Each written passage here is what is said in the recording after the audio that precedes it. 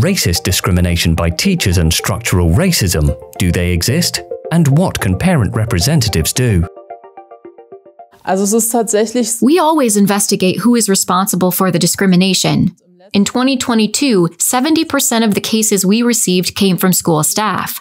That means teachers, school management, and school social workers. LehrerInnen, Schulleitung und Schulsozialarbeit. It is important that parent representatives utilise all reporting options immediately if they become aware that teachers are discriminating in a racist manner.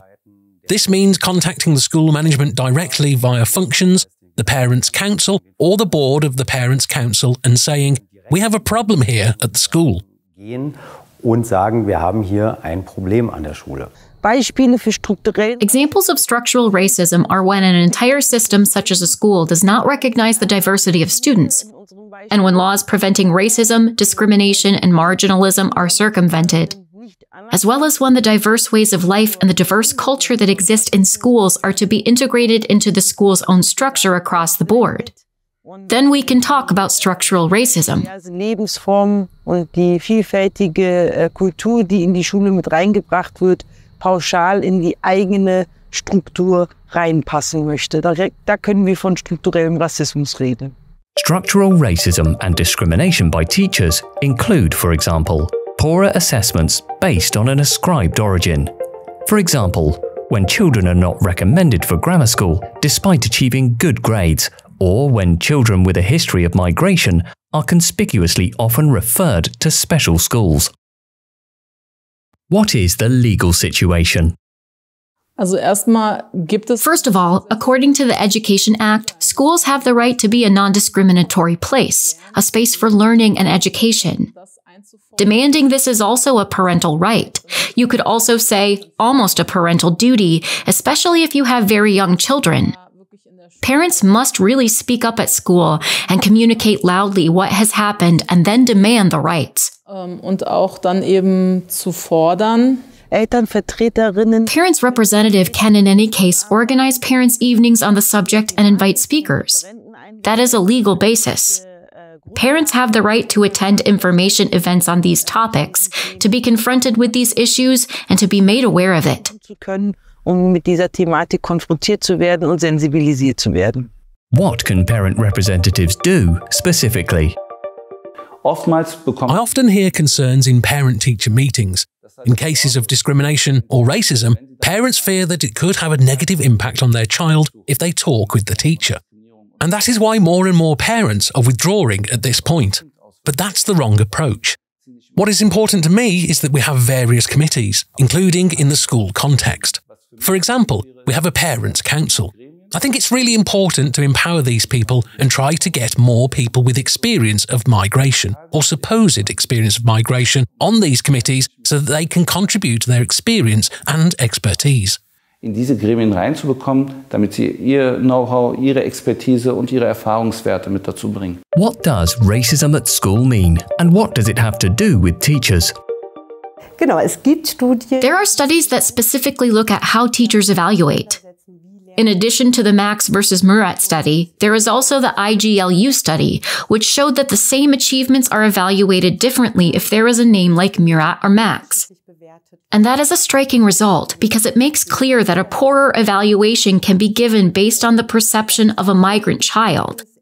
And that ultimately has consequences for the child's future education. Dass über diese Wahrnehmung, da ist vielleicht ein migrantisches Kind, eine schlechtere Bewertung erfolgen kann. Und das hat letztlich ja auch Konsequenzen für die weitere Bildungslaufbahn. The Max versus Murat study shows that primary school children with foreign roots receive lower grades in German by prospective teachers, despite the same level of performance.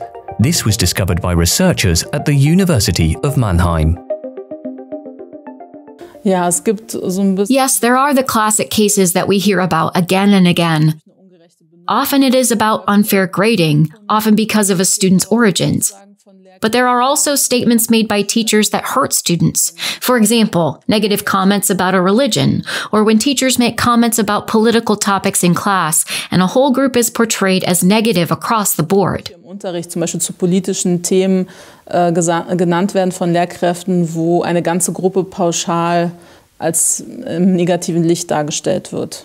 What can parents do if they feel that teachers treat individual students differently than other students because of their origin, language, religion, or any other reason? The Contact Point for Protection Against Discrimination in Schools offers advice and support for everyone who has to deal with discrimination in schools in Berlin. That means pupils, teaching staff, and parents. Who mainly comes? We are first and foremost approached by parents on behalf of their children, and recently we have also been increasingly approached by the schools themselves, be it school social workers or teachers. We are very happy about that. What obligations does the school have? The school has the task of ensuring that no discrimination occurs in all areas, and it may take precautions. For example, the school material is reviewed again and decisions are made about which reading material is selected. Otherwise, it's about reacting when something happens. How do we deal with it? How can we potentially change structures so that it doesn't happen again? And I think it's very important that the school also recognizes that teachers need further training. You could try to contact the school management directly. I don't know if you would still trust talking to the teacher directly if you have had such an experience. It differs from case to case, and if the basic trust is no longer there, then you should seek contact with the school management. If you don't achieve anything there either, then you should go to the school's supervisory authority, and perhaps also to external organisations that deal with this issue and obtain information on how to defend yourself against it. In addition to teachers' awareness, it makes sense to also make pupils aware of discrimination in workshops and training sessions. Parent representatives can initiate this. I think it's important to note that many people who have no potential experience of racism cannot put themselves in this situation. And the problem is that they tend to decide, that's not racism and that's not discrimination. And that's presumptuous. I think we need to raise awareness of that.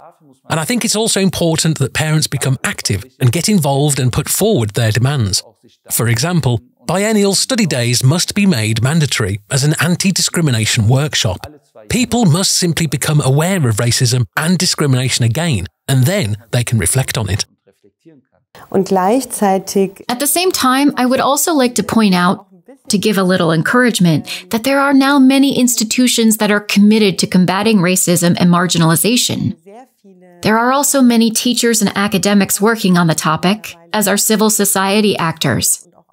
And even if we can still criticize a lot, or there is still a lot of work to be done, I think it is very encouraging that we can now at least talk about racism. Und auch wenn wir viel noch kritisieren können oder es noch viel Arbeit gibt, finde ich selbst, dass es sehr ermutigend ist, dass wir zumindest jetzt mittlerweile schon über Rassismus sprechen können. Schools have an obligation to counteract racism, both on an individual and on an institutional and structural level. Parental involvement has a major influence here, because parental involvement helps to create a successful basis for action that is critical of racism and thus reduces discrimination in schools. Parental involvement is democracy in action. Which counselling centres can I turn to, for example? The Contact Point for Protection Against Discrimination in Schools. The Contact and Specialist Centre for Protection Against Discrimination at Schools and Daycare Centres in Friedrichshain-Kreuzberg. The Contact and Specialist Centre for Protection Against Discrimination in Schools, Lichtenberg. The Turkish Parents Association, Berlin-Brandenburg.